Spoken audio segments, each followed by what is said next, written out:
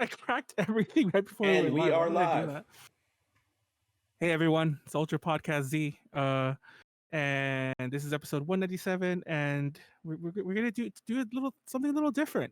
And by a little different, I mean something we have done before, but we're gonna talk about video games. And joining us tonight is Fangy. Go introduce yourself, Fangy. It's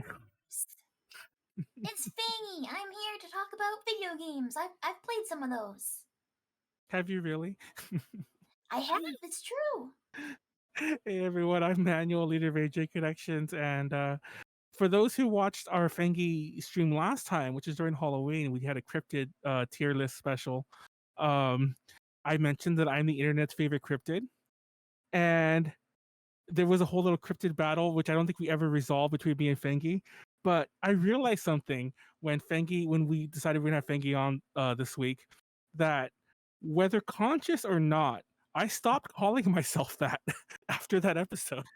Does that mean I claim the title? Yeah, apparently I relinquished. I mean, did you notice that, JD? I didn't notice it until like I was thinking about it because I was like, wait, I don't think I've called. Yeah, I haven't. That was it. That was the last time, and I had been doing it for years before that. So yeah, I guess I For gave like up. a year, Manuel. Oh, it was like all the pandemic. Because I think I forgot early on in the pandemic, somebody was watching and it's like, who, like, I think it was, I don't even think it was one of our regular watchers. Like somebody just dropped in at the height of like lockdown because we had, saw a spike in viewership and they dropped in. They're like, who's that cryptid looking guy over there? And I'm like, hey, hey, I know how to like run a joke into the ground. Anyway, what's up? What's up, Fangy? What's new with you? What have you been up to since the last time we had you around? Lots of gaming. What have you been Always playing? gaming. Yeah, what are you playing lately? So I just wrapped up Tunic, which is not a retro game, but it's kind of like Zelda. Oh, yeah, I think I've It's heard of super good. Tunic. Yeah. Before we talk about retro gaming, there was a few news topics we were going to talk about. Did you watch the Pokemon Direct recently? Are you a Pokemon fan? I am. I'm super into like collecting Pokemon plushies, and I usually buy all the games, but I have not finished the most recent one. Oh, really? I did play it a little bit though. Now would be a good time to play it because they also released a patch that fixes some, I don't think all, but some of the many issues that game had. I don't know, for me, a lot of it was the graphics. Like, I couldn't get over it. Like, speaking of retro gaming, it kind of looked like PS2 era graphics to me. And it just kind of hurt me inside. Did you get to the part where it's near the beginning, so I assume you did, where they're in the school and they're the background students are flip book. Yes, they were literally like 2 frames, like 1, 2, 1, 2, like their legs were like, I'm like, just don't have them move if they're gonna be that bad. It was real rough. I do want to go back and finish it though. Nick, the sequel to One Nick, yes. Anyway, yeah, there was new Pokemon. They announced new DLC. They announced Pokemon Sleep, and we were talking about that earlier. How we have no idea how apparently none of us have a proper idea how sleep trackers work unless they're monitoring you. So I don't know how that game's gonna work, but you apparently connect Pokemon to your sleep and nonsense. But I don't know, JD. I don't know. You want to dive into retro gaming? I feel like that's the meat and potatoes. We'll save the other news topics if we feel like covering them later. Because I'm in the mood to talk retro gaming, believe it or not. It's rare that there's a topic that I'm so excited for. And Fangy, how retro are you in terms of retro gaming? We talked about it a little before it went live, but actually didn't quite get a grasp on that. Yeah, so I guess this ties back to Pokemon. I started gaming when Pokemon became a thing. So my first console was the Game Boy and then the N64 for Pokemon. But my parents did not give me Pokemon. They got me Banjo-Kazooie, and I was very upset. But I did actually get Pokemon Snap. So that's where I started off. And then it really wasn't until like this past decade where I started going back and playing some older consoles like NES and SNES stuff.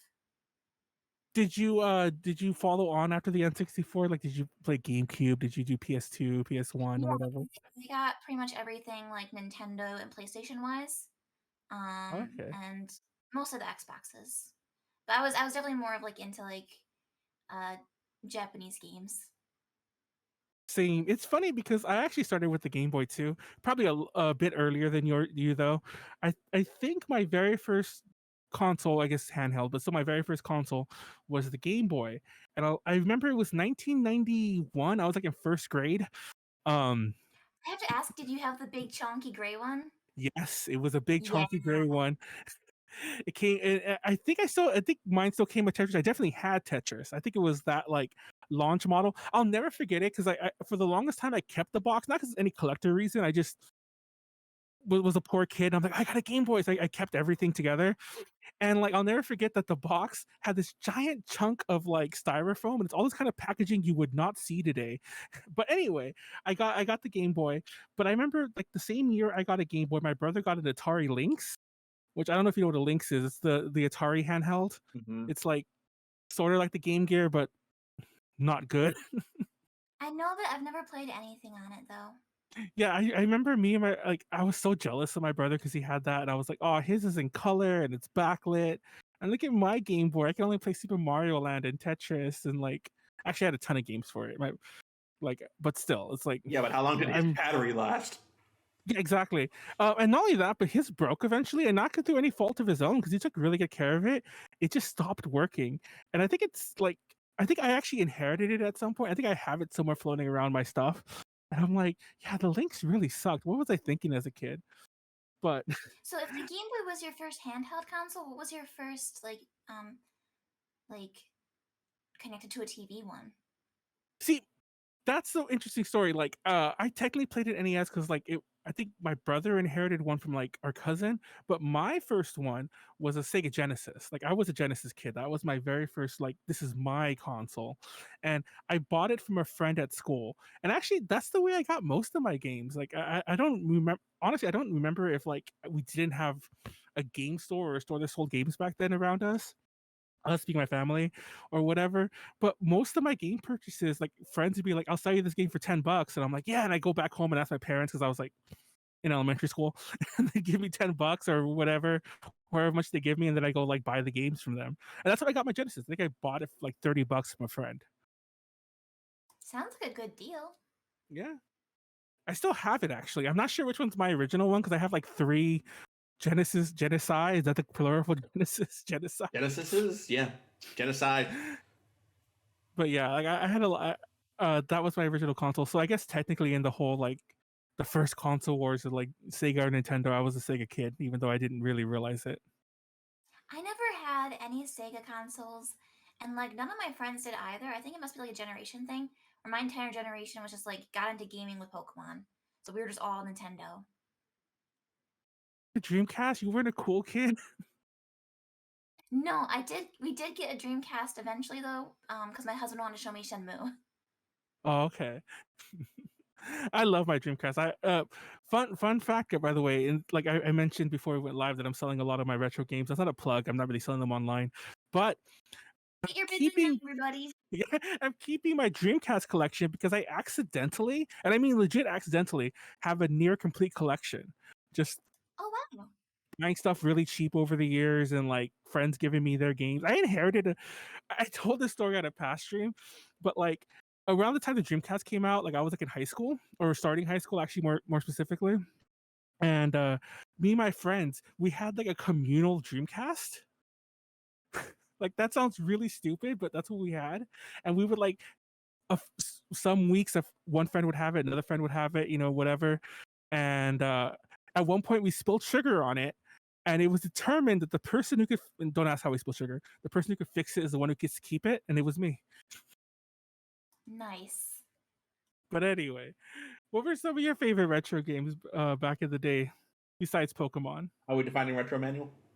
Oh, yeah, how are we defining retro? That's funny. Yeah. I actually forgot about that's actually why I was bringing that up. Thank you, GD, for not letting me forget that point. Welcome. At what point does things stop becoming retro? Because I think right now, like we're entering a period where all the Gen Zers are like, "Oh my god, can you believe that we?" Yeah, I definitely feel like Wii has entered into the retro era at this point.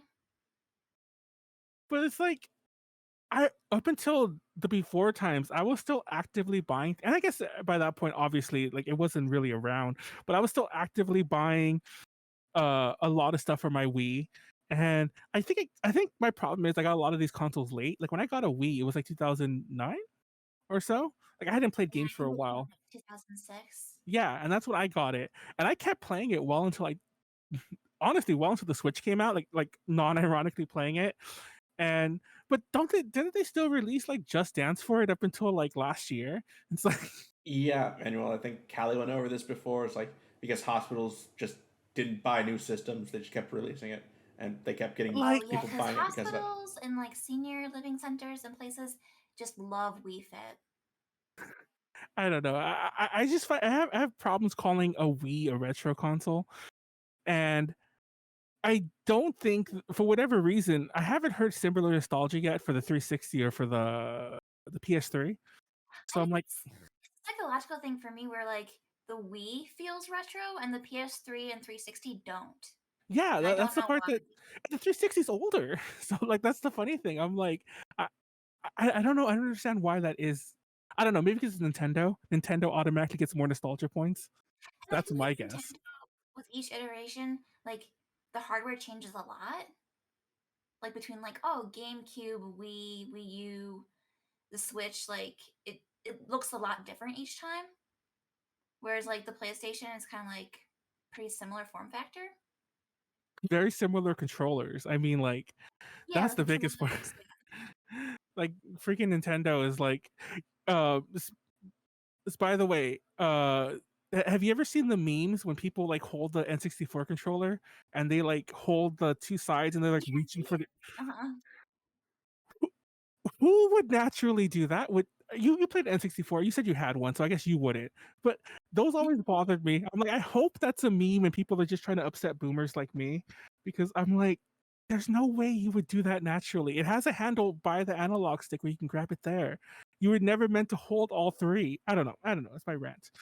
But so, where do you consider the retro cutoff?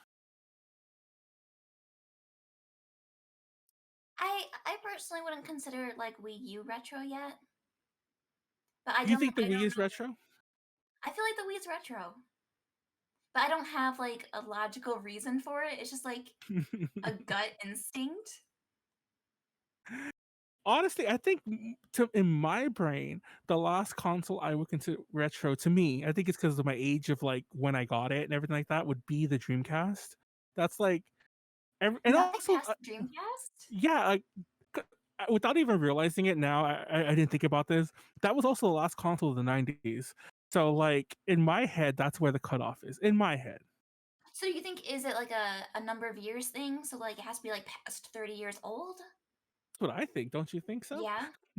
Because like part of it's like I don't know, like the PS2. Like I mentioned this earlier, like before we went live, that it shocks me how some of these game prices have jumped up, and I'm like, I think the biggest thing in my brain, my stupid boomer brain, is that like when I was buying PS2 and GameCube stuff, like some of it, not all of it, I was an adult or a very young adult, but I was an adult, so it doesn't feel retro. It doesn't have the same retro feeling to me, and also it makes me Yeah. sound not as old if I don't call the newer stuff retro. Like we think of things from our childhood as retro. Yeah, like the Game Boy is definitely definitely retro. Like, I'm like that thing is like, I miss my Game Boy, but that thing was so problematic. Did you have a bulky gray one? Yep, I had the gray one. And then I It's got a Game Boy Color eventually. I got the see-through purple. I never got a Game Boy Color.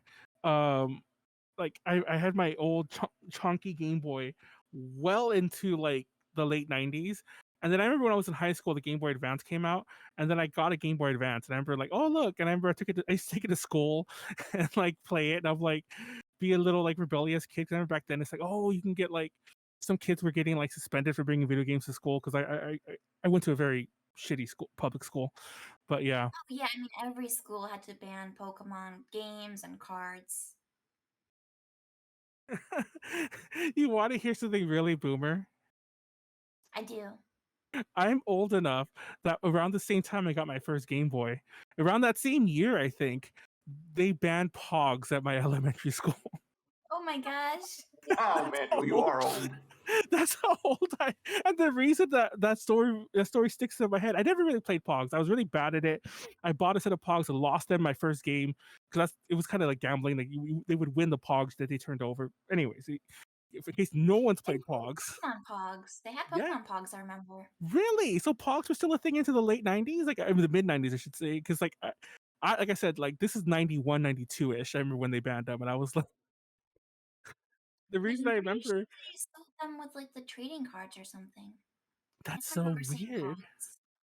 But yeah, the reason I remember them was because I remember that whole incident was because there was less heat about me bringing my Game Boy to school. Like I remember I got Pogs caught hit the with it one wall. time. Yeah, I got caught with it one time, and like my teacher was like, just put it away. Along with like, but he took some other kid's Pogs because he had like they were checking our bags. I forgot why they were checking. Once again, shitty public school. They were checking our bags, and like one of the kids had like a big case of Pogs, and she took those. But checked mine. I had the Game Boy. It's like that's fine. Just don't take it out. And I'm like, because the Game Boy wasn't gambling or whatever.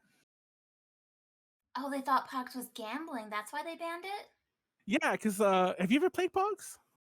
This turned into a Pog discussion. If you can hit the other person's Pog or flip it or something, you get Posture to keep it. check. Is that the idea? Yeah. Oh. Ah. Posture check. But yeah, that's the idea. Like if you have like a stack of Pogs, and ideally each person has a similar stakes. Like you put in 5, they put in 5, and you have the big Pog, which is called a slammer, by the way. At least that's the term we had. I don't know if there's other regional terms or whatever. Yeah, the slammer. It was like a thicker, heavier Pog, and you would hit it. Whatever flipped over, you would win. And like to go back to my original story, I had a set of Pogs that I bought from like the random liquor store on like by my house.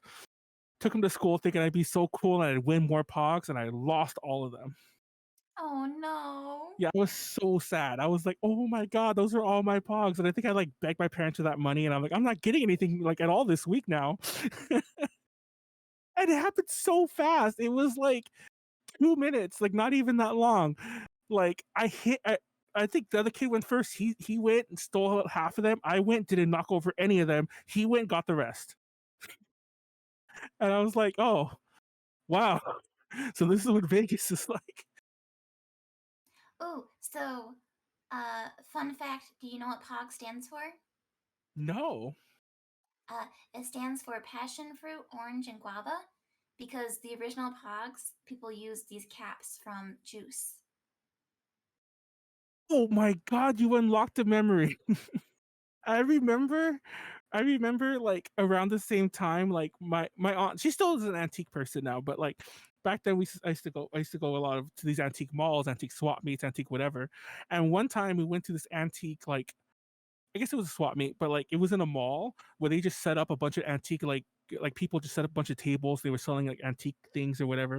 I remember I got a couple comic books here and there, but I went by a table that was selling like the first Pogs. And it was they weren't even like antiques. It was just like it was caps. And I remember I wanted them, but my aunt would not. She's like, "You're not gonna. I'm not gonna spend money, so you could just have like like juice caps or whatever." I remember them being like little cap thingies, but they were like paper. They're like the kind of things that you peel off like an orange juice thing, but like thicker. Mm-hmm. Like you know what I mean? Like you peel that off and then you play with that, which is so weird. But yeah, So there's your fun fact for the day. I actually, it's funny because I kind of knew that, but I forgot all about it till now. Anyway, so what are some of your favorite retro games? Good question. Um, Obviously nostalgia factor with like Pokemon Snap, one of my first N64 games. Uh, One of my favorite retro games I didn't actually play until a couple years ago. Um, it's this Japan only game called Frog for Whom the Bell Tolls, and it actually never made it over to the US. So you never really got to play that stuff when you were a kid because you don't know Japanese. But then Mhm. you grow up and there's like people fan translating that stuff, and so you get to try it out like years later. So a lot of my favorite retro games are stuff that never came over here and that I never could have played as a kid. But I also have a lot of fond memories of like Final Fantasy IX for the PlayStation. That was one of my first JRPGs. That and like Chrono Cross. Oh wow! Like I never met anyone else who actually like really played Chrono Cross. That's kind of crazy. Oh It is really? not. It's funny because I swear JD's the one. Well, he commented the best mainline Final Fantasy in the chat. I swear he's trying to rile me up because you don't know this. At least I don't think you No, do. I know you don't But like it for whatever reason. no, Who I mean, Fangy doesn't know this. Yeah, Fangy doesn't know this. That I don't like that Final Fantasy. That's like It's the only one I do like. that's the one that I consider like um the Final Fantasy that hip that. See, I feel like I'm gonna offend you by saying this. I feel like that's the Final Fantasy that hipsters like to say they like.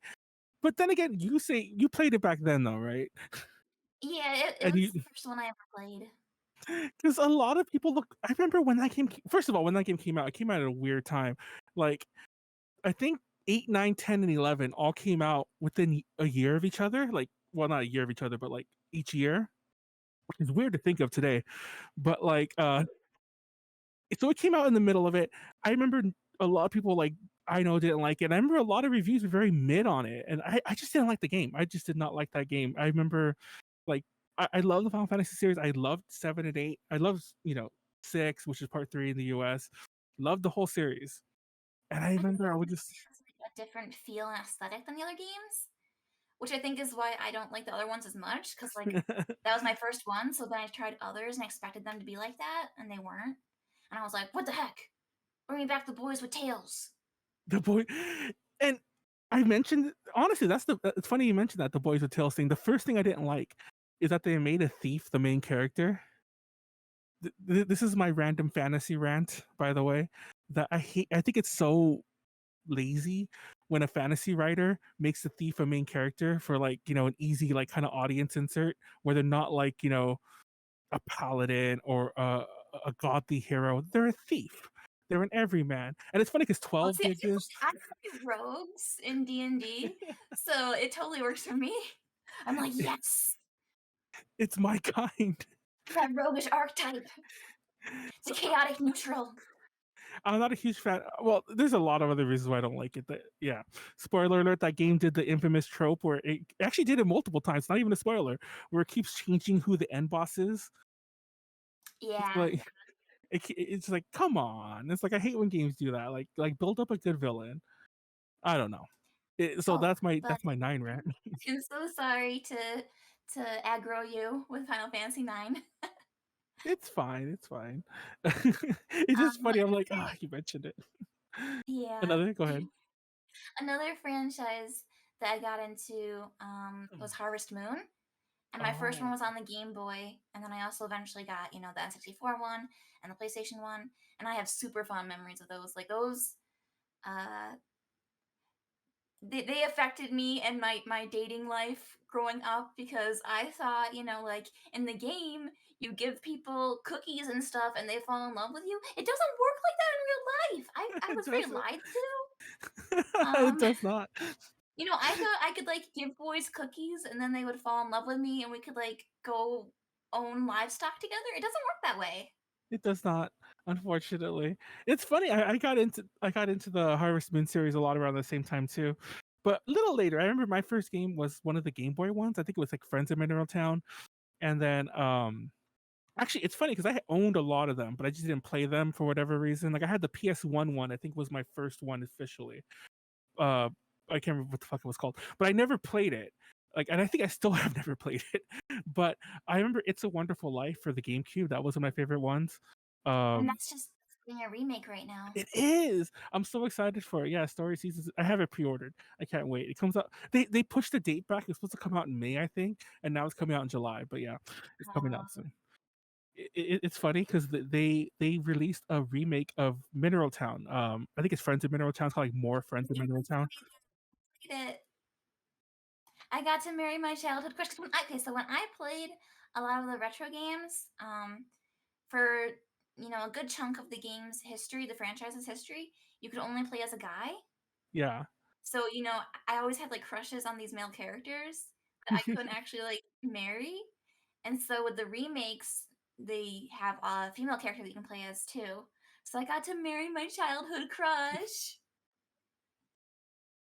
I think I might be mistaken, JD. I don't know if you can correct me if I'm wrong or not. I think that game actually you could still romance like the guy characters even from the guy side, because like I feel like that's a thing which is very progressive. I think I might be giving it too much credit, I think but you could like befriend people, but you can't marry them. I don't think Harvest Moon had gay marriage until Well, pretty recently. what's the game called? Not It's a Wonderful Life. The next one. Oh shit, I don't remember. Man, There was okay. another one for the one that came out I for the GameCube. The second one. Okay, I'll Wait, look that okay, up. But first thing, the game yes. you're talking about is Back to Nature, I believe, Oh, the for the place. PS1 one. Yeah, Yeah. and I will look up. The second one, it also only had a guy protagonist, but there was a gender neutral love interest. You're talking That about Jamie, yeah.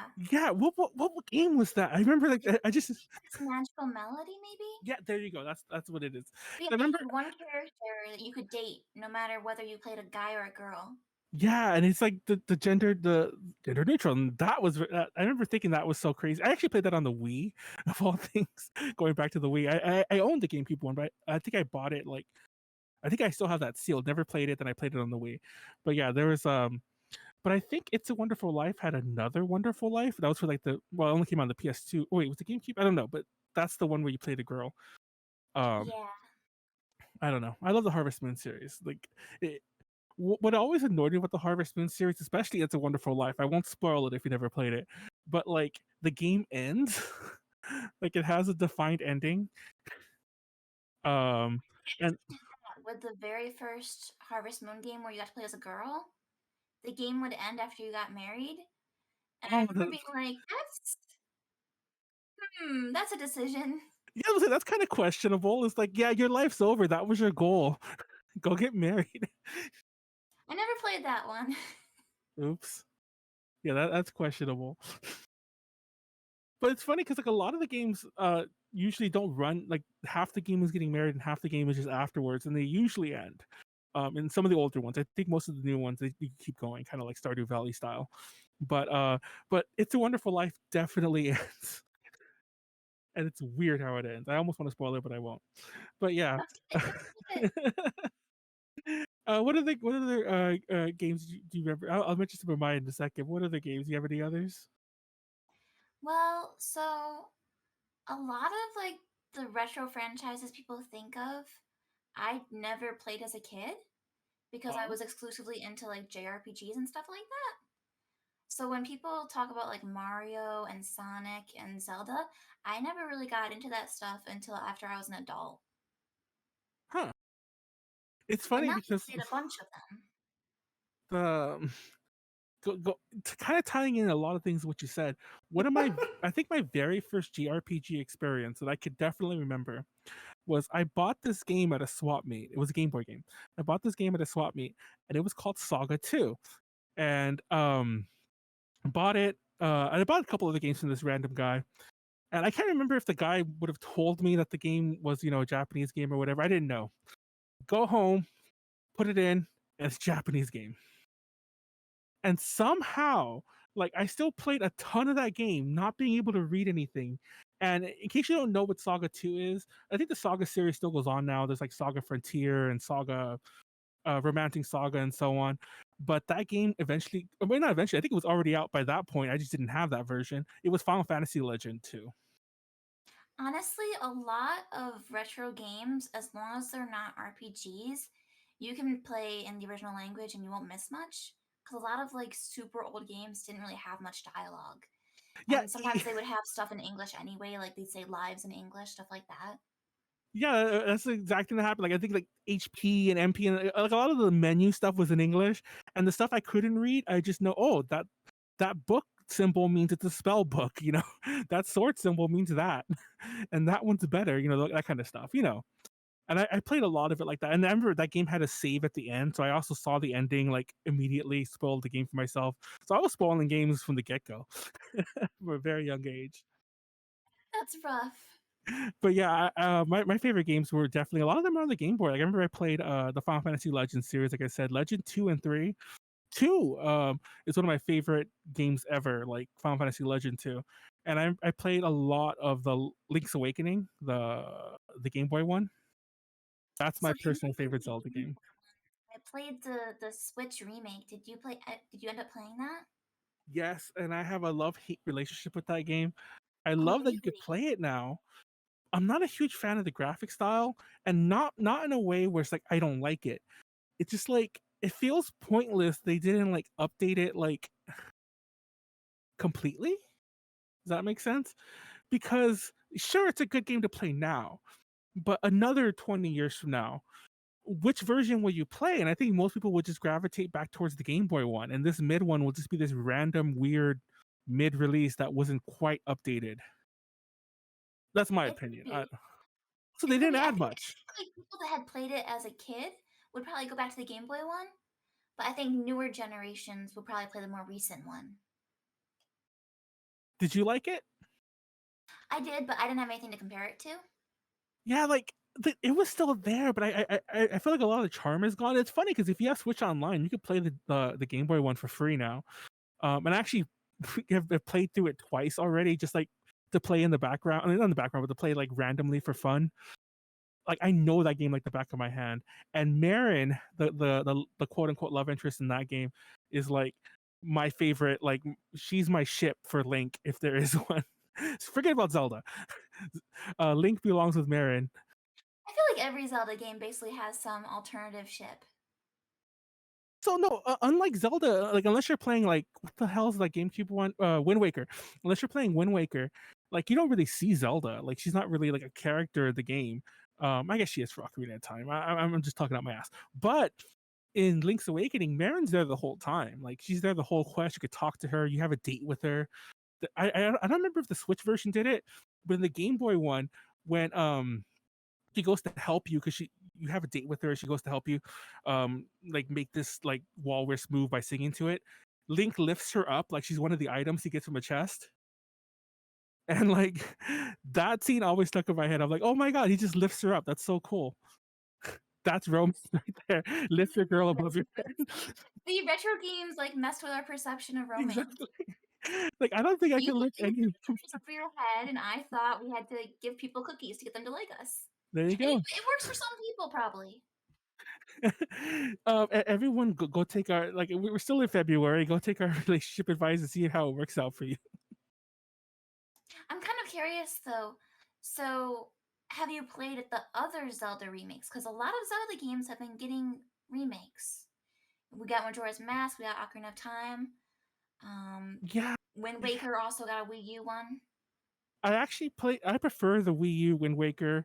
I think the Wii U Twilight Princess was the first time I played that game, even though I owned both it on the GameCube and the Wii. But the Wii U one was the first one. Um, I I'm like the only person who prefers the Wii Skyward Sword swinging with the Wiimote. I swear that's just me. I'm the only one who like that. I think it's definitely a polarizing game. Yeah, it is. I did not like the Majora's Mask though. I don't know if you played Majora's Mask originally. Well, first of all, I don't like Majora's Mask. That's my other hot take of of video games. We do love some gaming hot takes. Yeah, my two hot takes is Final Fantasy IX is the worst Final Fantasy, and Majora's Mask is the worst Legend of Zelda. And it's funny because to most people, it's the opposite. Yeah, I definitely feel like Majora's and Ocarina get the most love. Everyone's like Final Fantasy IX is the yeah, Tara. I think Final Fantasy IX is the worst. I want to cancel you too. That's awesome. I mean, That's a good redeem. everyone cancels me because I have shit opinions sometimes. But no, like moving forward a little. So my one of my most favorite games of all time. Actually, I like JRPGs too. We should have made a whole JRPG discussion because like Breath of Fire 3 for the PS1. I played which one was the one on the Game Boy Advance? I played a One and two. Yeah, those are the remakes. I played both of those too. Did you play? You played them, right? I played one of them. It's funny because the first one, the first one has this boss. Well, okay, I'll say that. Since I'm ending the episode, I'm gonna put a picture of it above my head, and it has this very questionable boss that I'll never forget. Oh, by the way, even though I owned it officially on a Game Boy Advance, the Game Boy Advance had an emulator that came out, I feel, right with the Game Boy Advance. And I remember emulating that like when I was in high school, and I played it there just for the convenience. And the kind of like a segue into our next topic, actually. But I screenshotted this freaking boss because like the boss starts out as a bunch of pixels, and then as you keep killing it, it unpixels, and then it just looks like a very phallic boss. And I'm like, oh my god, this is on the Game Boy Advance. This game is probably rated E. I'll have a picture, and I might have to censor it. I don't know, but like it's crazy. I'm definitely intrigued. If you have not played that, if you don't remember that boss, and it wasn't optional, it was like one of the end bosses. I played this when I was very, very young, Oh, so it's possible I saw it and it did not register as anything well, inappropriate. I was the perfect age to be registering it as. I mean, it definitely is. I've seen it over the like. I still have that screenshot has survived multiple computers somehow. The exact screenshot. Um, like, but I think when I played that game, I was like 16, 17-ish or something like that. So I was the perfect age to be like, that's clearly what I think it is, you know. And I didn't even know about the idea of why it'd be pixeled, but that's a very Japanese thing to do. Yeah. If you don't, if you know, you know. I'm not going to explain that one, but yeah, Breath of Fire 3. What's the other quick picks? Oh, Uncharted Waters. That's a game I'm sure no one ever knows that game. It's Uncharted Waters New Horizons. Not Animal Crossing New Horizons, but And Uncharted also Waters. Uncharted. Yes, also not Uncharted. This freaking game has a title that's just horrible for SEO today. But it was for the PC, Super Nintendo, and Sega Genesis. I played the Sega Genesis version. It's an open world like exploration game, very simulation-y, where like Age of Exploration, you're a ship. So kind of like Pirates, like Sid Meier's Pirates, or like I can't think of any other game like it. What's that new one for the Xbox? I can't remember, but it's like open world pirate The nonsense. Thieves? There you go. Like imagine that, but very, very like retro and pixel. It's interesting though, because like I hadn't even considered like PC retro games, but there are retro games for PCs too. Yeah. Like It's kind of I'm fun. I've been seeing some like in the old boxes, like huge cardboard boxes at flea markets for these old PC games. I used to keep those, and I had to throw them all away recently. Not even that long ago, like during the pandemic times. I was like, I have no space for all these boxes. And I think I had long since threw away the games. I actually forgot I had the boxes. But yeah, if we want to get retro PC, like I played a lot of RPGs. I was a huge fan of like Might and Magic and like Ultima, King's Quest. Like I don't know. I played a lot of games apparently. I'm a nerd. If you didn't notice. It's okay. I think we're all nerds here. But yeah, most of them are RPGs or JRPGs in fashion that I played.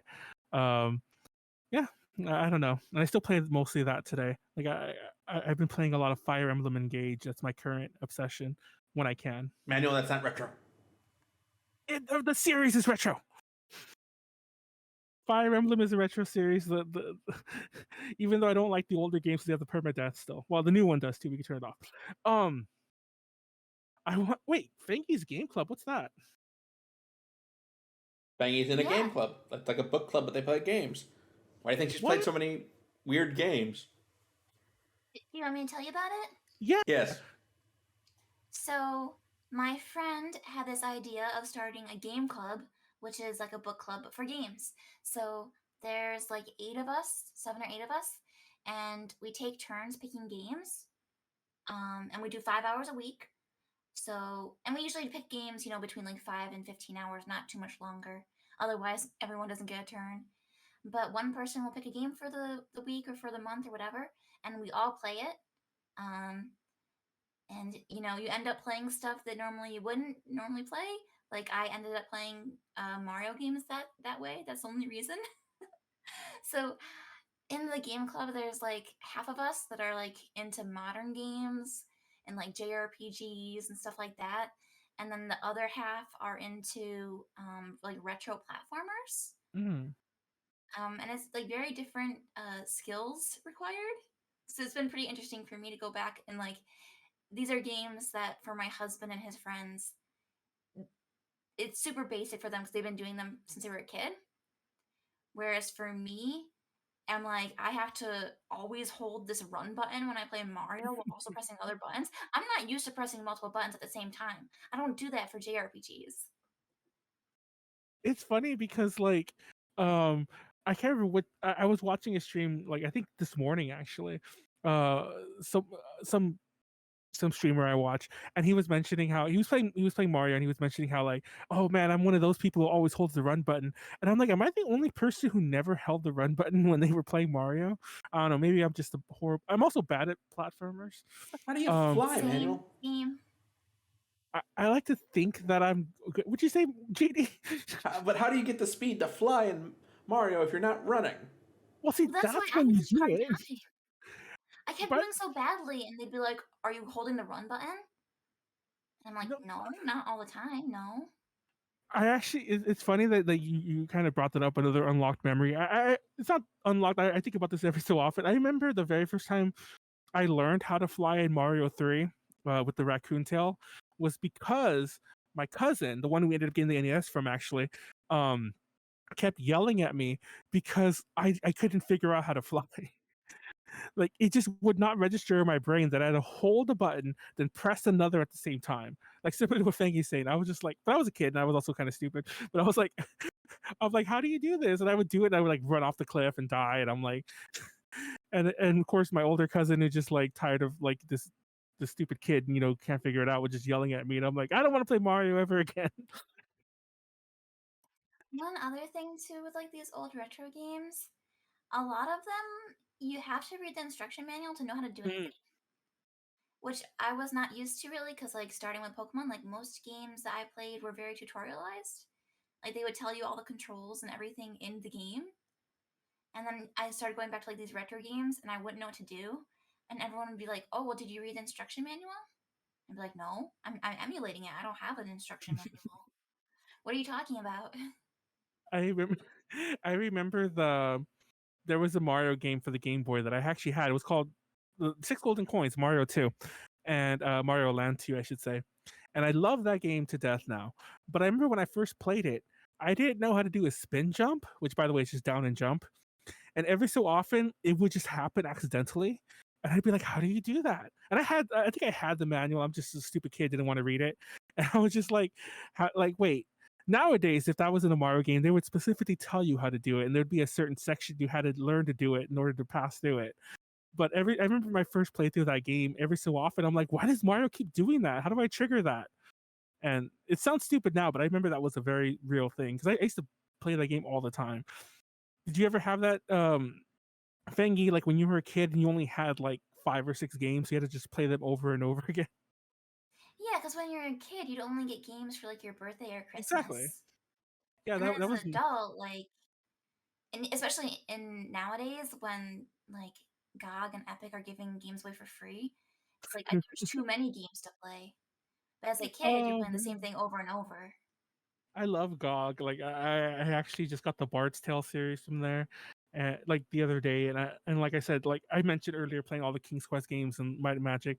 Thanks to GOG, I play them again now, and I just, oh Yeah, man, shout out to GOG. Like, there's actually a lot of old retro PC games on there too. Like, I picked everyone. up my favorite childhood PC game, Creatures. They had that on there. Oh, I remember that game.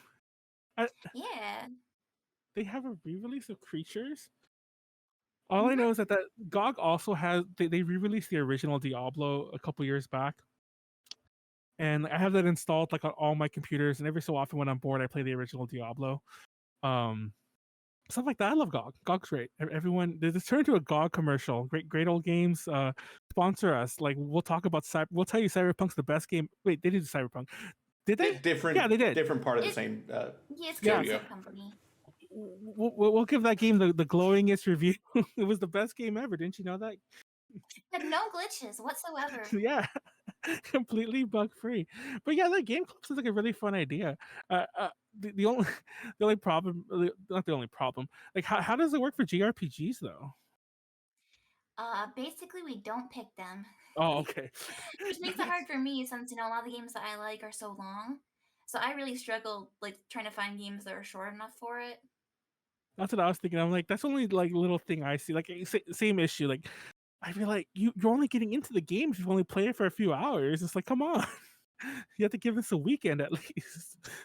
Yeah. I don't know. That's a good idea though. That sounds like fun. But It's you're really fun because it forces you to try stuff that you haven't played before and stuff that like maybe you thought you would dislike and then you actually end up liking it. Like I had a huge aversion to like Metroid and Castlevania originally. I don't know why. It was just like something that I didn't think I would enjoy. And then my friends made me play it as part of Game Club and I ended up actually really liking them. I I'm not a huge fan of Metroid. It's funny because like another game I like to hate on, and JD's like, you see, you're picking all my things today. Uh, I don't like the Metroid Prime series, which is funny because everyone loves that, but I don't like the Metroid Prime. I actually don't like the Metroid series after Super Metroid. Really, that was the last good Metroid game. But I do like Castlevania, pretty much all of them. Are you play Symphony of the Night or anything like that? Or are you talking about the more retro-y ones? Yeah, I played something. Well, so I've played the original Castlevania, and I actually don't like that one. Yeah, I did like Symphony of the Night, and I especially like the more modern ones, like Aria and whatnot. yeah, like pretty much any of the ones that are like blank of blank, like the ones that are more, the ones that are actually more Metroidvania, if you like that term, because they have the Super Metroid esque, thing, but they're Castlevania. Actually, it's funny because even though Metroid, who counts with me now? Super Castlevania is not the best Castlevania. Actually, that one's not bad. Super Castlevania 4 is okay. I used to love that game when I was a kid. I think it's a bit easier. My favorite thing about that game is if you hold out the whip button, he holds the whip, like just holds it, it's just dangling, and you could like do this, and like well, you probably can't see me do that on the thing, and like he goes like this, and the whip just like goes up and down and can kill things like with a very weak looking attack. I don't know if anyone knows who played that game. Yes. I'll have a GIF of it above above Hey, Manuel, you pronounced it correctly. Thank you. Include that with the Breath of Fire phallic boss. Exactly. The phallic boss. I'll have the exact screenshot. You can see the Visual Boy Advance thing, and that's the perfect segue. You mentioned it already briefly. Are you a fan of playing on original hardware or emulation? I tend to emulate because as a streamer, it's more convenient for me usually. My husband is hugely into the original hardware, and I understand why. Like it, depending on like the era and stuff, like it will look better if you use like a CRT. Like some old games are meant to be seen on a CRT. Some of them sound better with original hardware. Um, but for me, it's a convenience thing. Yeah, I've mentioned this in the past before.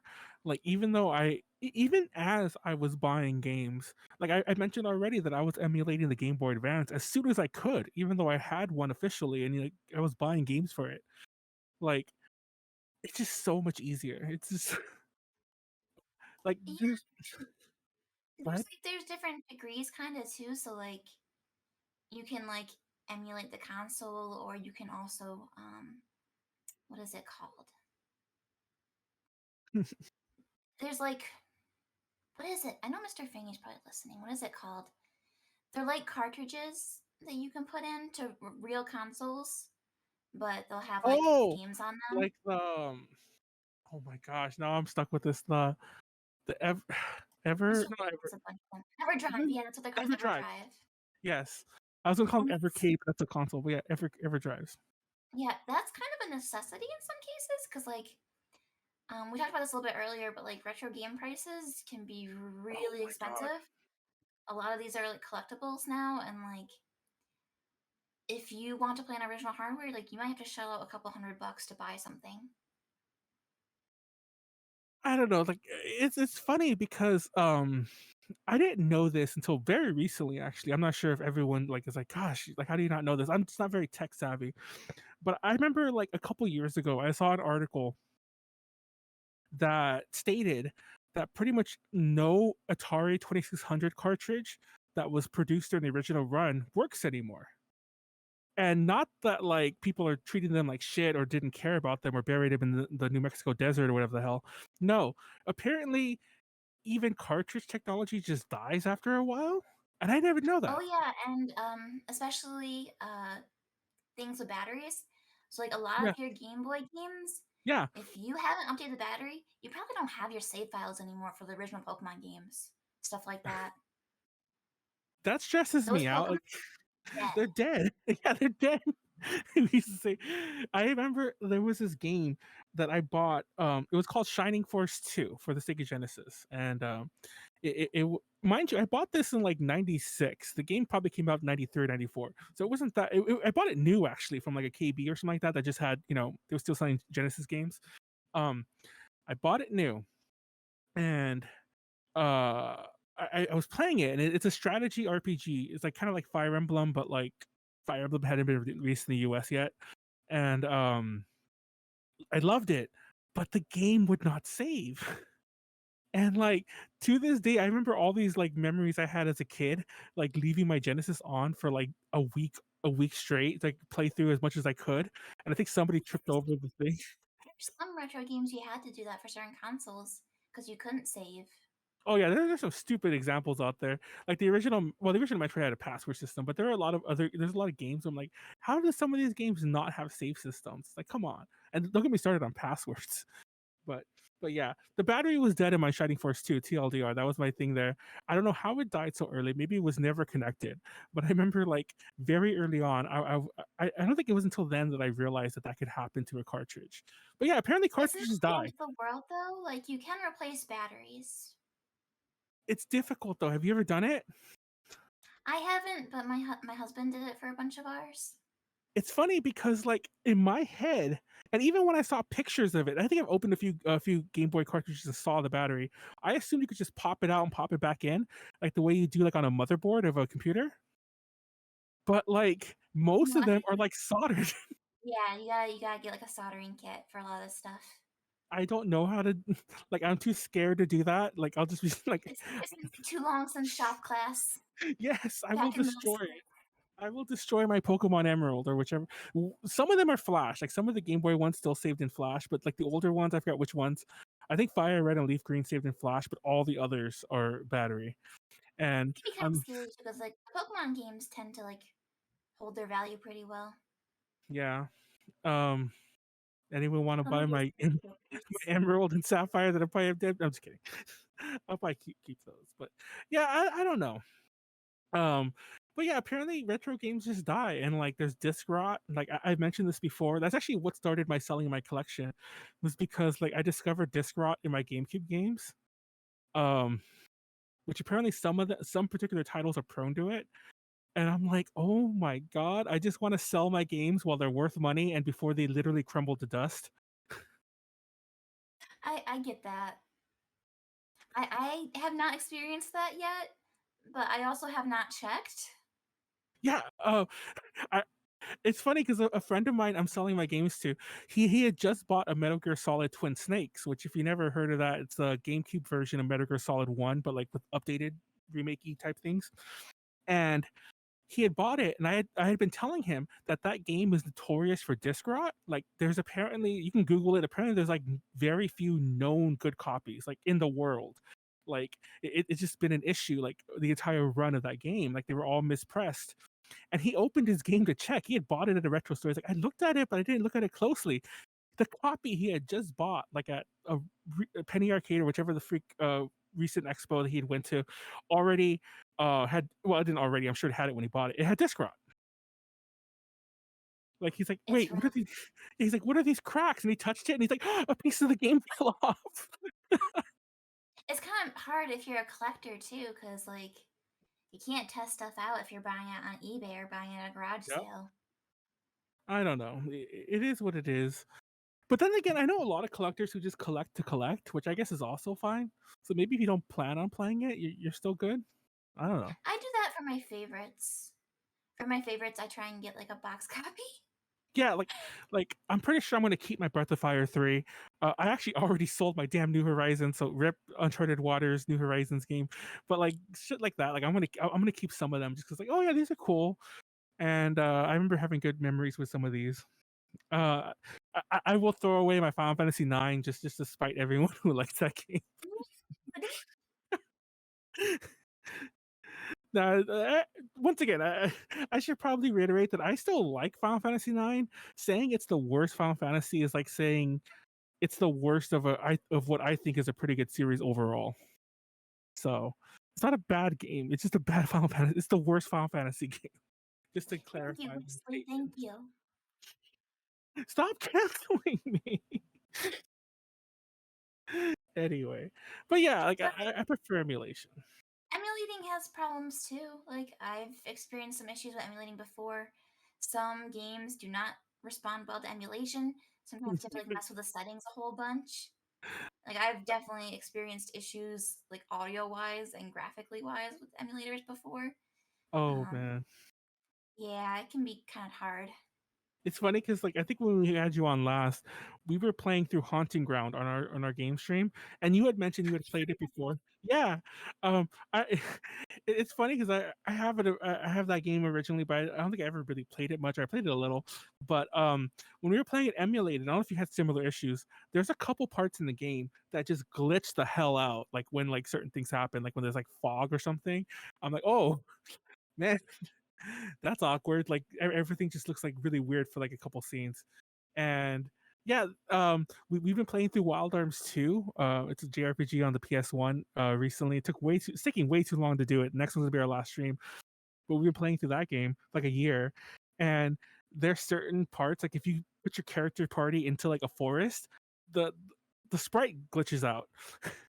And it's like, oh, and I'm like, there goes the illusion of like, oh, emulation's better. But it depends. It depends on what it is. Like emulation is not perfect, but then again, I don't know. Like I've heard so consoles aren't exactly the most perfect either. Like sometimes there's other glitches on consoles, like Cyberpunk 20. No, but I mean even older games like have some buggy things that like you could apparently fix the emulation. I don't know. There's pros and cons either way.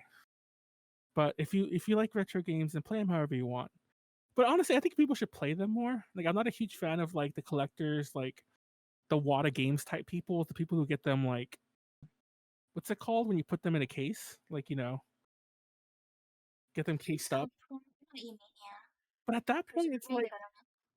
yeah, but like when like for example, whoever the hell I sell my Shattered Memories to one day, my Silent Hill Shattered Memories that's sealed, I'm pretty sure whoever's gonna buy it from me, whoever it is down the road, is not gonna open it. They're gonna No, keep it 100%. sealed. If you're buying a sealed copy, you're probably gonna keep it sealed. But that's wild to me, don't you think?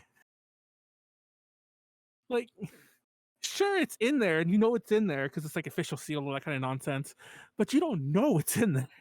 For all you know, it's rotting away too. Yeah, get like an X-ray. Yeah, it's just like things like that blow my mind. And it's a game. It's different than like how do I say this? I can kind of see like collecting comic books like that. Because I can kind of see collecting art, collecting cards, for example, collecting things like that. But collecting a game, it's like you're meant to put it into something else and play it. I I don't know. understand it too though because like I have some games that I played when I was younger that are worth quite a bit now. And honestly, I'm scared to touch them. Cause like if I hurt this somehow, that's like $700 down the drain. Like um I remember like when I discovered like all the survival horror games were really expensive and whatever, and I was like, Yeah, a lot of them are. ah, and there was talk of us playing like I think Haunted Ground. When we played that, we were gonna because you can emulate. This is a weird thing to say. You can't emulate real games. I don't know how different or better it is than running a disk image, but some people swear by it. Like put it in your disk drive. Because I remember that's the way I used to play my PS1 emulation. It was through an emulator, but you still had to have real discs. Um, Yeah. and we were gonna run Haunted Ground like that. But then I found out Haunted Ground's really worth a ton of money, and I'm like, I don't want to put that in a disk drive. Like, what if it eats it? Or I don't know. Like, then where's the game? Uh, what's that? Any fan made games you emulate that you love to play? We were talking about Pokemon games. I've played a lot of um, Pokemon Uranium. I remember that was a game I Yeah, like. Pokemon games. Yeah, Moemon. You ever played Moemon? I haven't played it, but I've seen it. It's Yeah, pretty cute. Yeah, it's funny I've because seen I've seen fan made games physically. Like when I was younger and would go to Chinatown sometimes, I went to Toronto, I would Oh my sometimes see stores that were selling all of these fake Pokemon games. It'd be like Pokemon Purple and stuff. I don't even know. I was always like tempted. I I remember when I went to the very first time I went to Taiwan like 5-6 years ago, um I went there specifically to try to find bootleg games, and I found this game shop that was like it was a retro game shop that sold a lot of like official retro games, but it had this collection of a ton of like bootlegs, tons of bootlegs, and I was like, I want to buy some of these, but they wouldn't sell them to me. But I have an Because obsession with bootlegs. oh, why wouldn't they sell them to you? I'm curious. Oh, apparently, fun fact. Even though it's kind of, I remember when I was growing up, a lot of people were like, "Oh, all these illegal games come from like Hong Kong." Actually, most of them came from Taiwan, and like Taiwan would like actually uh, make new games, hack a lot of games and whatever. A lot of companies that were doing this well into the 2000s, like still releasing like bootleg Famicom games for some reason. Um, It's actually kind of an issue. yeah, Yeah, I've seen bootleg games being sold at retro game conventions, and like the sellers don't indicate that it's not legit. well, at that point, it's like, yeah, exactly. Indicate that they're bootleg because there is a market for bootleg games. Like me, for example, there's other people like me who are just like, I want the weirdest Mario Pokemon bootleg you can get me. I want that Pikachu hack of Super Mario Brothers. I want that on the cartridge. But apparently, in 20 like I forget what year, um, recently like the 2010s, like late 20 like 2012 or something like that, Taiwan like that's how late it was, by the way. They passed a thing that they would not like that they officially were cracking down on counterfeit games because like Oh, some of these interesting. companies, yeah, they were still making new ones. It's crazy that there's still a market. Well, I guess you just flood the market, like make whatever you can. But yeah, there was a conscious decision, and because I was there with a friend of mine, they're like, oh, like these are like they can't sell these anymore. Like it's surprising. He was shocked that the store just had them displayed. Uh, but yeah, honestly, I think they would have sold it to me if I was a bit more, under the table. I bet it's If you're a bit bootleg more game. subtle. Yeah, but I was all excited, being loud, and everything. I should have been like, hey, like on The Simpsons when he was buying illegal fireworks. That could have been me, but buying bootleg bootleg games. They had the New Year cartridge that has Titanic on it. It Like had what? I don't know if you know what Titanic is. It's a No. it's a beat 'em up game that's based on Titanic, the movie Titanic with Leonardo DiCaprio, but it's called Titanic. It's a very What? infamous bootleg. Yes, it's a very infamous bootleg, and it exists. The very first release of it, I think the only real release of it, is on this multi-cart game called like the New Year, the something something New Year cartridge or whatever. They had the freaking Titanic game there, and I wanted it, and they would not sell it to me. I'm upset. I hope Random, someday you can get your Titanic. yeah. Anyway, anyway, and any other fan made games you like that aren't like just Pokemon ROM hacks or whatever? I'm trying to Well, think. I don't know that I've ever played any, honestly. yeah, it's funny because like at what point is a game fan made? Like I guess if it still comes out for actual hardware, If you're but using at what someone point else's is it? IP, I guess. Yeah, at what point is it not like just an indie game? Like what's like you said? I guess when you're stealing. I mean, I have played a fan made game, but it's not retro. I played a Danganronpa fan game. Oh, what kind of game was it? It was not like a Phoenix Wright type thing, I assume. Oh, it's kind of like Phoenix Wright, but with murder, or like more murder, With more murder. more murder. Yeah, but it was very authentic looking. Like it looked like it could have been actually like part of the franchise for real. I Like love some fan Comrade. games are pretty legit.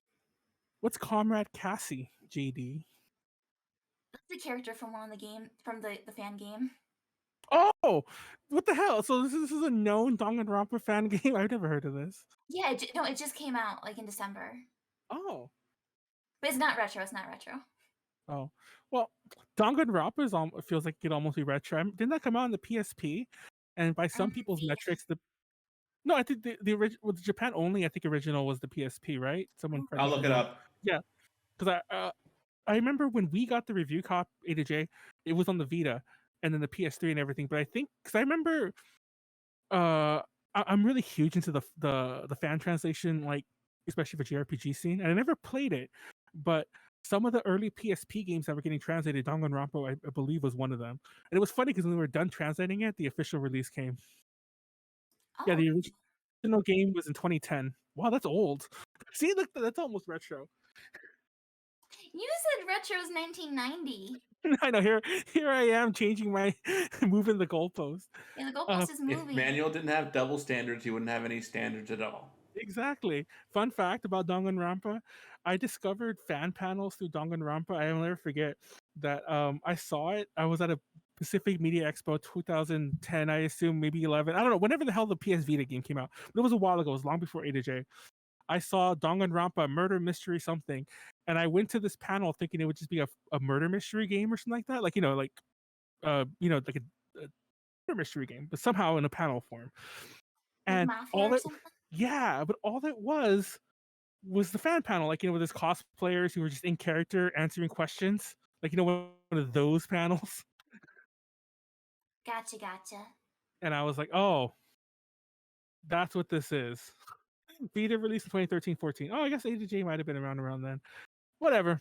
Anyway, what other? That's interesting though that you're into like fan translation stuff. Oh yeah. I remember like one of the earliest games I remember playing translated was Sailor Moon RPG. The one that was for the Super Nintendo. I forgot what the heck it's called. But I love Sailor Moon growing up, like actually like seeing it on TV and whatever. And I remember like I went to Little Tokyo like long before it was like, well, I guess you never have you ever been in LA? I haven't, no. Oh, well, I was gonna say I assume I was gonna say I assume you've been now, but I'm like, wait, you're on the East Coast. But um now it's very like hipster weebified. Well, first of all, it's very like gentrified, but also there's a lot of the weebs know about it now. But back in the day, it was a lot more like they had a lot more stores like that were like just random stuff. They had this used game store like a long time ago, and I remember seeing Sailor Moon Super Famicom games, and I was so impressed. But I bought one of them, and I still have it somewhere, and it's a beat 'em up. Oh, my husband played the beat 'em up. Yeah.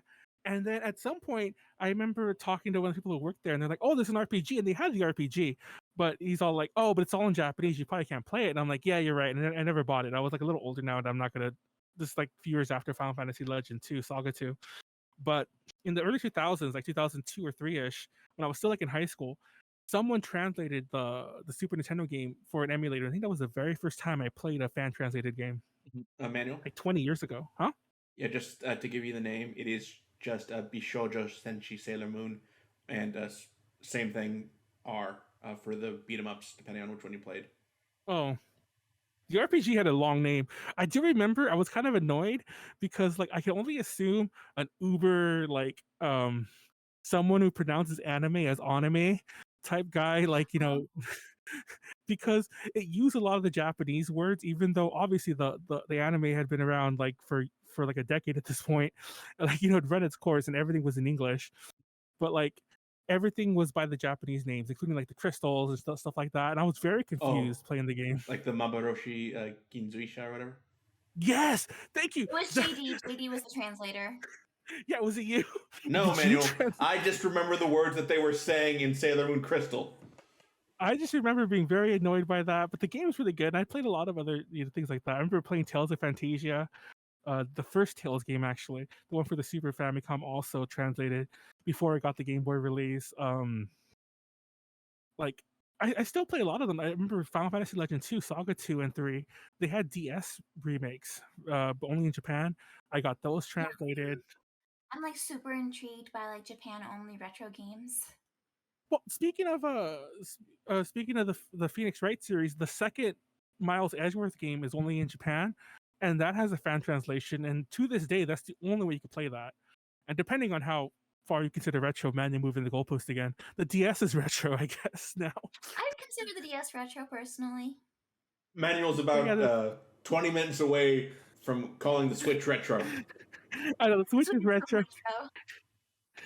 The Wii U, mark my words about the Wii U. By the way, the Wii U's. Maybe I'll be wrong, but like the Wii, in about 10 more years, people are gonna look back on the Wii U kind of like the Dreamcast, and it's gonna become like, oh man, there were some good games there. It actually wasn't that bad. Yo, That's the my Wii current U thought. has Splatoon. I love my Wii U. I played the hell out of my Wii U. Um, I don't like the Splatoon series. I don't dislike it. It's just not. I'm just not You my just kind of. I Manuel know. just keeps giving us reasons tonight. How many Okay, times? the do we have- Splatoon game seems fun. It's just not my type of game. You know? Does that make sense? I don't know. I tried to cancel you, but the timer is still up. Well, that's because I just did it. I've been canceled 39 times this year. Thank you, thank you for that. I think I've been canceled like 6 times this stream. Um, but yeah, but the Wii U had a lot of good stuff. I played the hell out of my Wii U. I still prefer pretty much every game that's got a re-release onto the Switch. I prefer the Wii U version for reasons, a lot of reasons. Mainly the second screen. Did you have a Wii U? I did, yep. Well, yeah. So you would know this. Like a lot of games use the gamepad either usually in tandem, and like things would be displayed on there. And a lot of games lost that functionality when they moved it to the Switch, and I'm just like Wonderful 101's a good. I don't know if you played that game, but that game's weird. Has a weird control scheme now because it relied on the gamepad.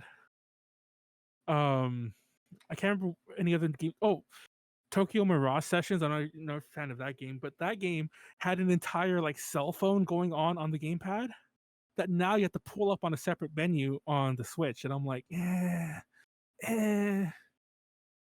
I don't know. And if you ever played, To do something for Ghost Trick and other games like that. oh yeah, 'Cause that's the being brought to the DS Switch. ones, yeah. Yeah, that's a DS game. I don't know. Well, the Switch does have a touch screen, but it doesn't have two screens. Right. I don't know. I prefer my DSs. I really wish the DS line continued. That's my mild hot take. I'm all about Are you gonna handheld. sell the 3DS? Or you No, like mean there would the have been a Switch? successor. No, it's just Gotcha. going on. Also, like every so often I forget the Switch is the console. That's a weird thing to say, but like I don't plug it in unless I'm like at a convention and we're playing like drunk Mario Kart or some shit like that. Like I play only handheld even when I'm at home. I'm And the every so opposite. yeah, apparently I'm in the huge minority. Every so often when I go to people's houses, they come to mine and they see like how my I'm playing the Switch. They're like, "Oh, you played handheld at home?" And I go to their houses. I'm like, "Where's your Switch?" It's like it's plugged in. I'm like, "What? You played on a TV? What is wrong with you? What is wrong with you, Fangy?" No, I think you're the weird one here. Yeah. I sit at home with like TVs perfectly available, and I'm like, nah, I'm gonna lay in bed and play a Switch like this. When I was really lazy during the lockdown of the pandemic, I actually had a swivel arm by my bed that I would put the. Now I still have that swivel arm, but I put an iPad in there to like watch Netflix or whatever, like when I go to sleep. But I used to play my Switch like from bed. I'd put it on there, swivel it towards me, and then play with the controller. And I'm like, that if that's not peak lockdown laziness, I don't know what was. Oh, I just thought that was peak you laziness, Manuel. I mean that too. I don't know. We all found ways to cope.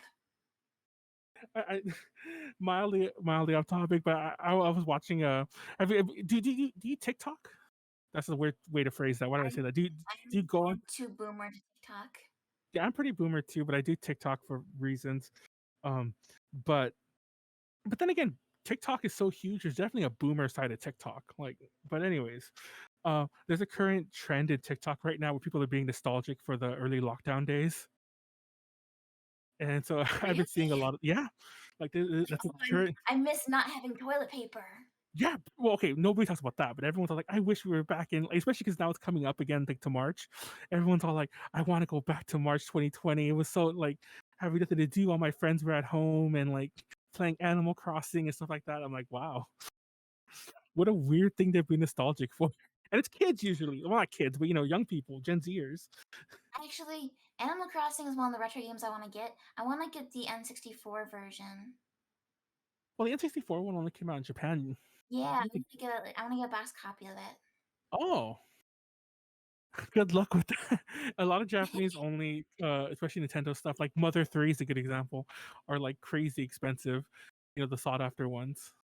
But also, if there's games that came out in the US and in Japan, a lot of times they're cheaper in Japan. Oh, that's a very every like when I was like in my stupid collector mode, I was just buying up a bunch of stuff just to have it. Which I'm trying not to do anymore just because of space. It used to blow my mind about that. Even prices in general, because like I've talked about this before with friends. There's not really. Have you been to Japan? No, we were supposed to go in 2020. Oh, bad luck. Well, you can go starting now, but there's not really a Yeah. retro game scene in Japan.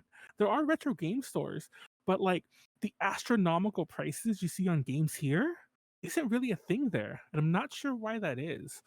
Um, don't get me wrong, there are games that are like really cheap and games that are really expensive, but like every so often I'll go to Japan. I have a boxed copy of of the first Fire Emblem games, like box complete sealed pristine condition that I got from a book off for like $5 each.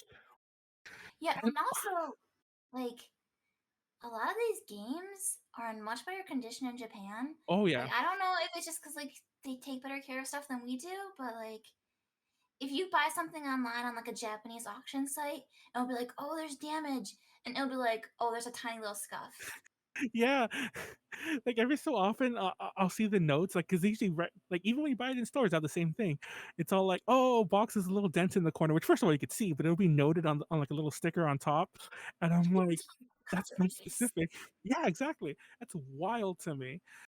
But yeah, like it's a pretty.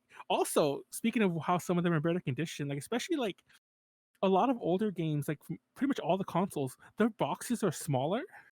Like I'll never understand why in the US for a while, like remember Game Boy games? Like the box would be like this big ass thing, but the game would be like, tiny. Yeah, yeah. In Japan, they're smaller. They're a lot smaller, the boxes. Like if you see a Game Boy Advance case, it's like this narrow like rectangle. And GameCube games, they're not in the DVD cases in Japan. They come in a smaller rectangle. Stuff like that. I think it's easier to keep track of packaging when it's not oversized, is what I'm getting at. That's my take on it. That's also I why I was feel able to like buy so many Famicom games. smaller versions are cuter.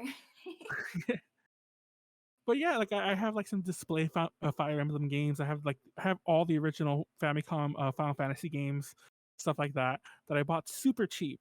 And there was like this retro game store that used to be in Little Tokyo recently. I think they closed down. I don't know if they survived the pandemic, but I remember going in there, and these were acceptable prices for the US, mind you. And I guess there are import fees, but they're still way more.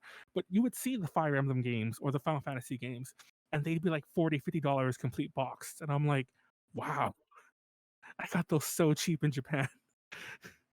Stuff like It's that. really bad here right now. Yeah, the At retro least game over seems the summer. ridiculous. Go to Japan. Go buy yourself a bunch of retro stuff there. Yeah, Manuel. What? Start wrapping up. Oh, everyone go to Japan and go buy retro game things and bring them back. But yeah, there are even like some of the retro games that you would think would be more expensive. Like I saw a gold super not super, but a gold Punch Out, the Famicom Punch Out, the original one, the gold cart, and it was like $150. And I think if you go online, first of all, I don't think you even find one. But most people like on price charting sites, they're like, "Oh, that's $1,000 game or whatever," and I'm like, "What the hell?" Japan's a wild place for retro gaming. Go to Super Potato in Akihabara. Here, Super Potato tends to be priced higher Well, though. it is priced higher, but it's still like, what is higher when everything's cheaper? Go to Book Off then, to be more specific. There's a That's million because Book things Offs. seem cheap compared to here.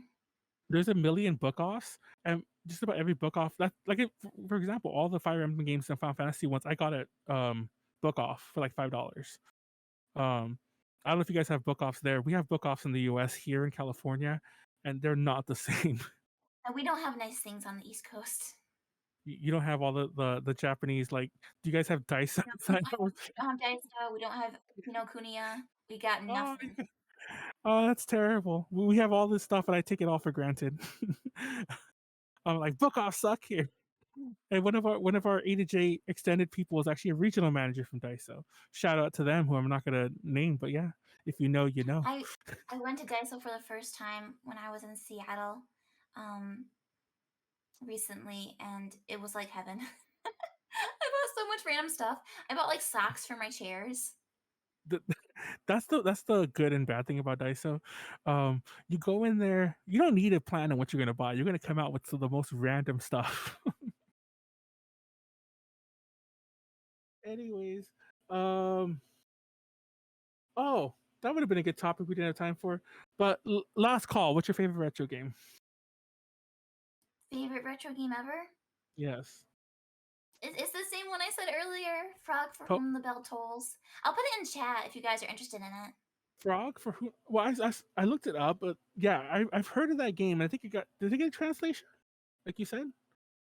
It only has a fan translation. Mm-hmm. For Whom the Bell Tolls.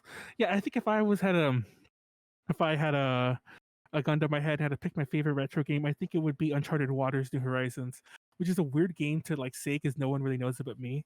But like, I think I spent a summer of my life just playing that game. I'm gonna have to look this up afterward. Yeah, you can play it on, like I said, if you want an easy way to play it. First of all, you can play it totally within a browser, the PC version, like on a lot of abandonware sites, not like even shoddy ones, like really good sites. But you could play the Super Nintendo ROM, and that's like the best version I think to play. Though I'm personally um prefer the Genesis one for nostalgia's sake. Also, Yoko Kanno did the music for it. Uh, who's a very famous anime composer, and apparently did video games. I was surprised when I found that out. There's some iconic music in there. But yeah, JD, what's your favorite retro game? We'll bring you in Ocarina at of the Time. very end. Okay, at least you didn't say Majora's Mask. What did he say? Ocarina of Ocarina? Time. Oh, Ocarina My is a good favorite game, Manuel. I'm sorry I had a uh, very good childhood and memories of that game. I like Ocarina of Time. I've never beat that game to this day because I'm not a huge fan of 3D Zelda. But that's more of a me thing. I did like the game and I wanted to like it. But yeah, on that note, we'll wrap it up. Fangy, it's been great having you. When are you streaming next? Tomorrow, I see. thank you for inviting me back. I am streaming tomorrow, and I'm streaming your favorite game. It's Metroid Prime. Are you serious? Yeah, that's the game club pick. Oh my god, have you played it before? Nope. Oh my god, I'm gonna watch so I can see what your takes are. I don't like that game. Uh, the overpriced new version. Yeah. I didn't even talk Manuel, about that earlier. How yeah, JD's heard my we did a thing on Nintendo Direct, and I ranted a lot about game prices today. New game prices, like not new game, but re-release. Anyways, I'm glad I didn't spoil much about why I don't like Metroid Prime because now I could see if you just like the same Thank things you. I did. But I don't like that series. God, I hate Metroid Prime. You're really lowering my expectations for it. Yes. Well, well, on he the plus also side, gets like Final Fantasy IX, so maybe just go with what the opposite of what he says. That's true. Maybe it's gonna be amazing. it's like this is the best Metroid game ever. I don't know. We'll There's see. an argument for that, Manuel, and you know it. Anyway, tomorrow we should be playing some more Wild Arms 2 with Ward. Hopefully we finish it. And starting next week, we're going to be playing Suikoden. And I think the remake comes out next week. We were going to play the original, but Snacks is all like, "Hey, the remake comes out like the day before we're going to go live next week, so we're going to play the Suikoden remake." Um, and then this Friday's Drink Talk Roll or Drunk D&D session. Get into that. Tomorrow's going to be at 6, and then Drunk D&D's at 6:30.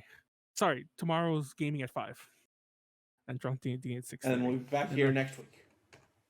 Next Tuesday at 6 p.m. I don't know who will be on, and then we'll see. We planned February very well. Now we got to sit down. Well, I think I'll be planning because JD's going to be at a convention, and I'll sit down and think of a March plan. We'll call it March Madness, and then like Get sued by the NCAA.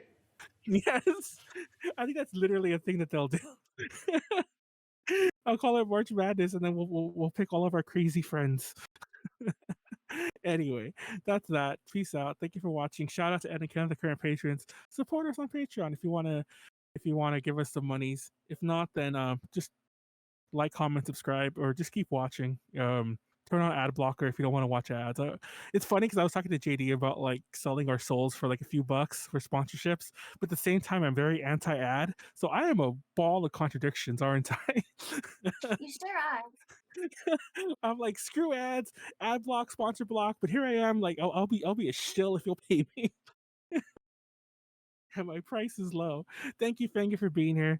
Thank you, JD, for hosting. Thank you, everyone, for watching. That's it. Peace out. See you next Tuesday. Bye bye.